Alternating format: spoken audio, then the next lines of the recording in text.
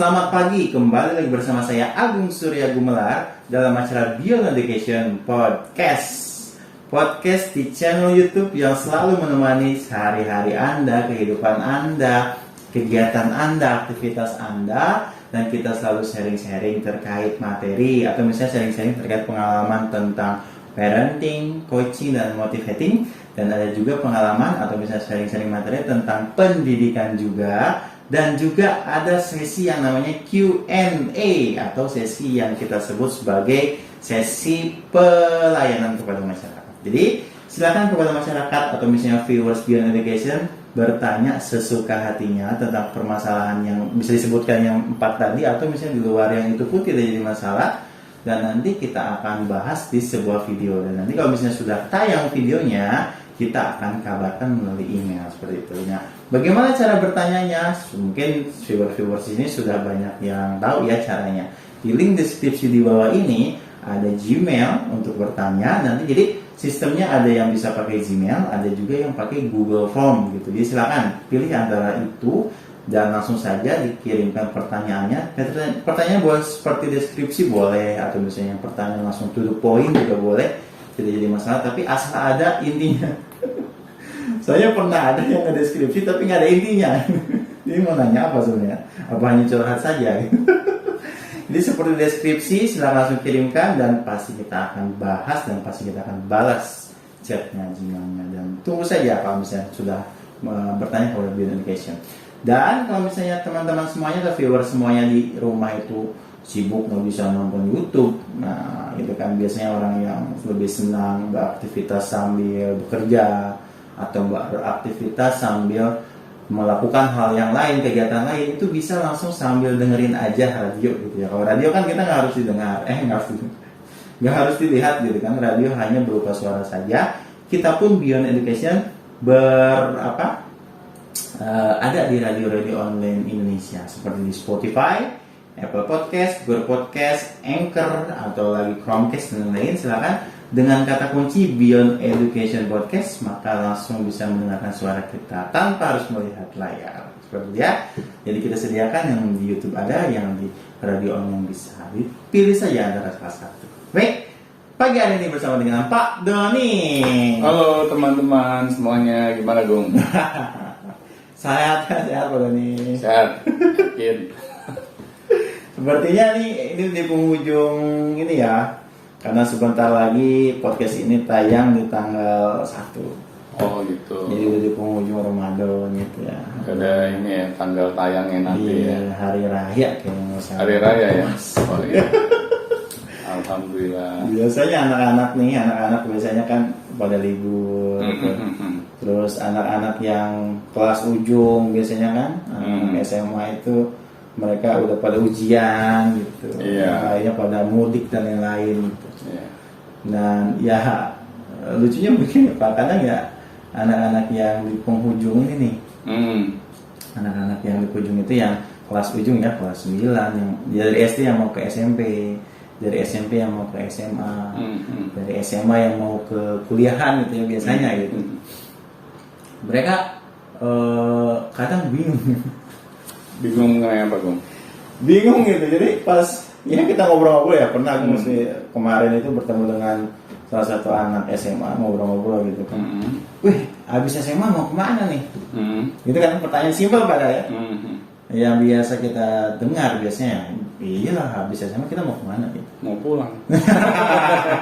Maksudnya jenjang selanjutnya. Jenjang selanjutnya. Iya, mau kemana nih gitu kan? Kadang mereka masih bingung. Mereka berpikir ya saya mau ikut tes aja Kak katanya. Terus ada lagi yang menjawab saya mau kerja aja. Saya mau apa aja ya, melakukan aktivitas aja. Kalau ada lagi yang lebih bingung lagi, saya mau nganggur aja. Wah itu lebih parah lagi nih ya. Udah hopeless gitu. Iya, nggak tahu apa-apa gitu kan. Dan ini ya menjadi kekhawatiran juga sih Pak terkait apalagi yang anak-anak SMA. Masih mending ya kalau SD ditanya kan mau lanjut ke SMP mana gitu. Masih ada jawaban lah gitu. Anak SMP juga mau lanjut kemana masih ada jawaban gitu kan. Yang anak SMA kadang nih dia bingung tuh. Cita-cita itu sampai nggak tahu apa cita-cita dia, tujuan dia itu apa gitu. sampai dia bingung sendiri, dia harus kemana setelah ini. Ya. Dan kayaknya saya juga mengalami hal itu waktu SMA. Ya nggak aneh sih Gung, karena di zaman saya sekolah juga saya juga mengalami hal yang sama ya. Iya. Karena memang di zaman sekolah ini yang seharusnya kita sering ditanya mengenai cita-cita, tetapi hal itu tidak pernah kejadian, baik itu oleh para orang tua kita maupun para guru-guru di sekolah.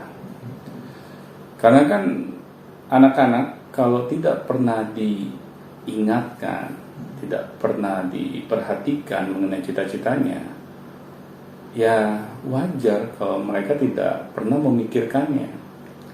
Mereka kan masih memiliki keterbatasan dalam hal berpikir mengenai masa depannya.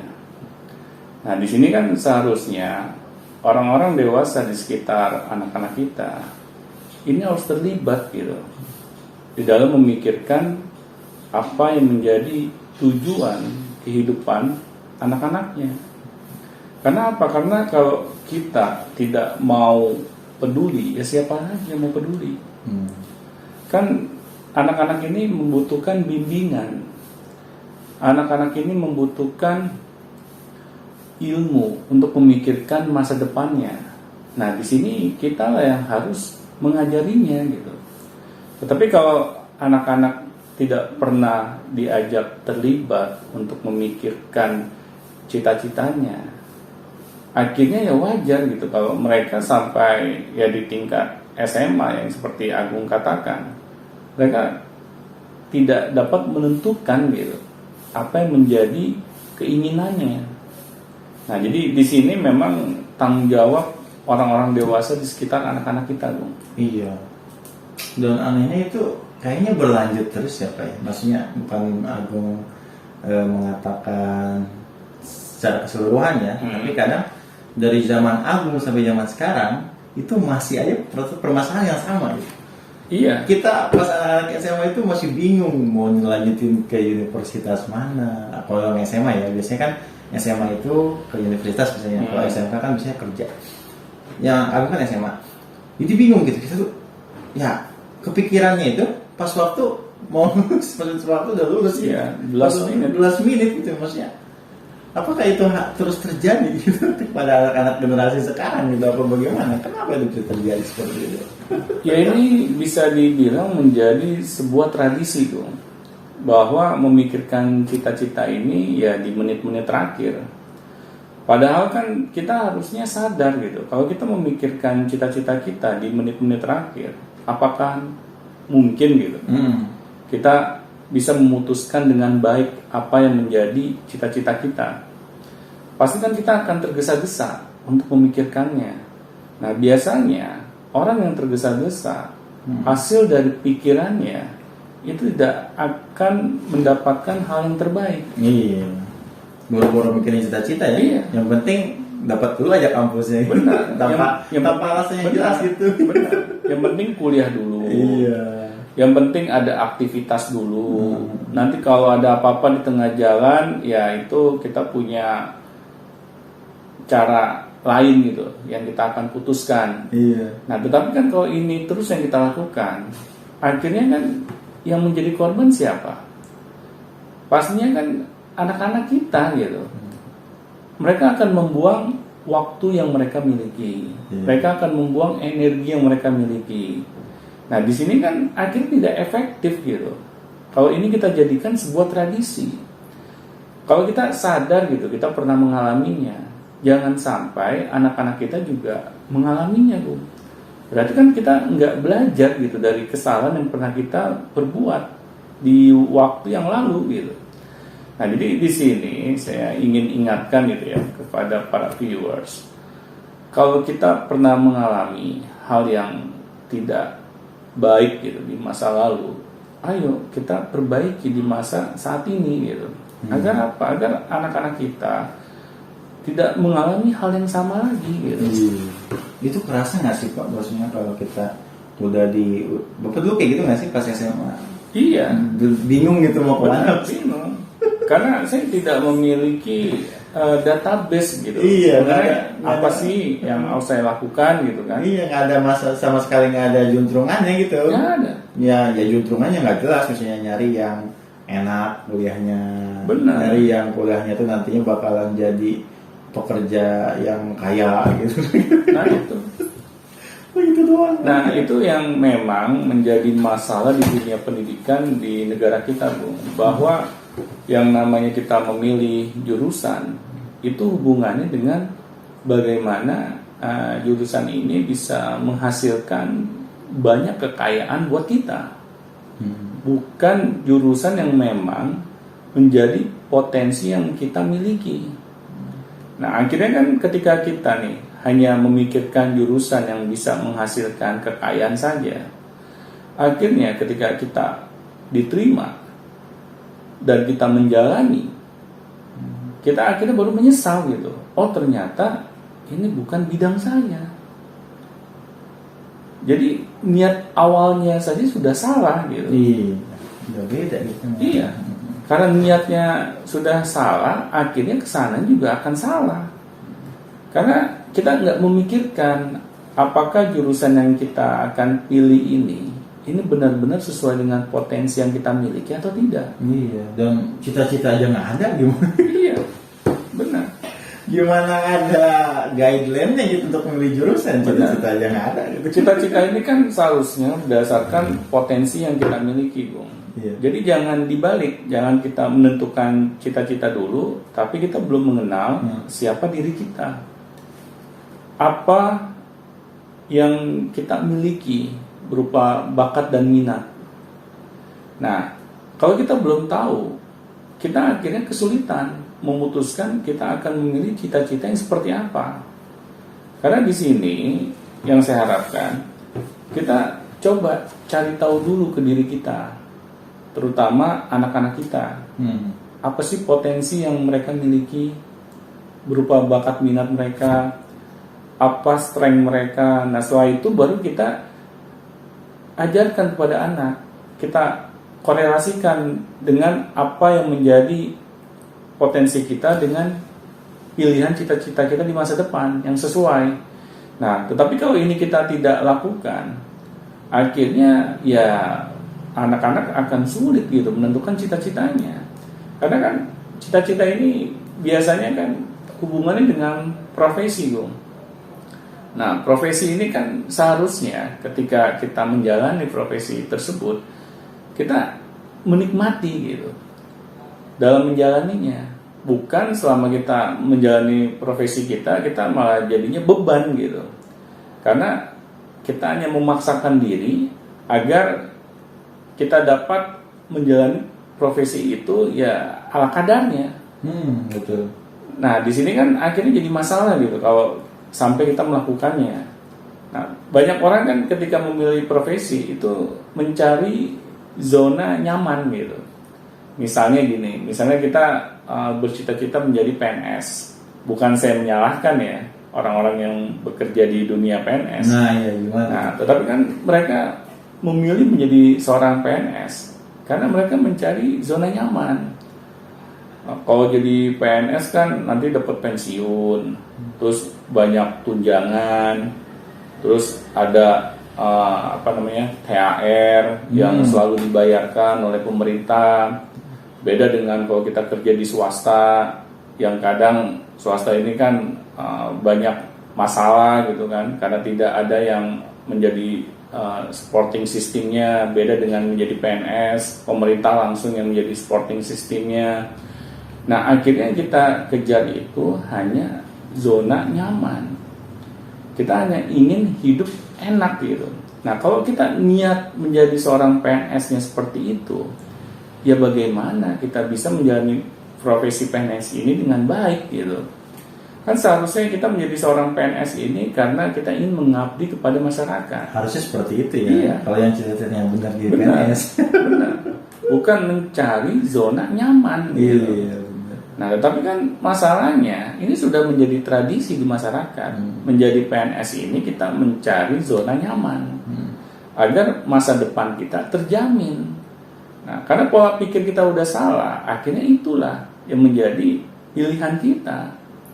Nah, akhirnya kan ketika kita nih menjadi seorang PNS dan ketika kita menjalaninya kok ternyata tidak seindah yang saya bayangkan. Iya. Nah, akhirnya mulai deh kita melakukan hal-hal yang Aneh-aneh. Kita bukannya mempermudah masyarakat, malah mempersulit masyarakat. Iya. Nah, di sini kan akhirnya kita jadi terjerumus gitu kan, dengan hal yang tidak baik gitu, yang seharusnya kita tidak lakukan. Nah, akhirnya profesi yang kita idam-idamkan ini menjadi bumerang buat kita, Bung. Iya, kalau dasarnya seperti itu ya, pengen zona aman aja, pengen kaya aja, gitu, cita-cita seperti itu nggak masuk gitu, nggak ke depannya gitu.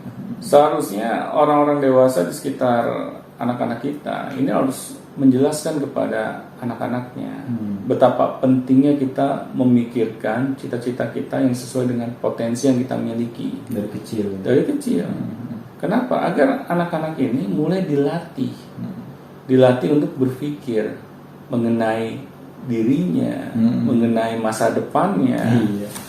Akhirnya ketika mereka memutuskan, kita memperkecil gitu tingkat kesalahannya.